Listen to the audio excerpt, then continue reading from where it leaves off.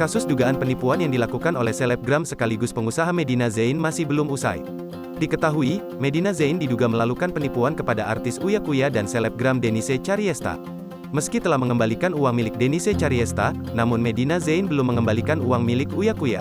Yang terbaru, Denise Chariesta mengenang cara Medina Zain ketika mengembalikan uang miliknya. Denise berujar Medina Zain nyolot ketika mengembalikan uang miliknya. Menurut Denise, Medina Zain sempat menyinggung mobilnya yang masih kredit. Dia balikin ke gue dengan nada yang nyolot kayak biasa kayak jagoan neon ya, yang penting gue rumah sendiri, Velvi lunas wakakak, merci lunas, kata Denise Chariesta dikutip tribunstyle.com dari kanal YouTube Denise Chariesta, Sabtu, tanggal 11 Juni tahun 2022. Denise bercerita Medina Zain mengembalikan uangnya 50 juta rupiah lebih 200 rupiah ribu. Lantas Denise mengembalikan uang 200 rupiah ribu dari Medina Zain. Menurutnya uang tersebut haram, terus dia balikin gue 50 juta rupiah, lebih 200 rupiah ribu lagi, katanya 200 rupiah ribu buat mobil gue nunggak, kata Denise.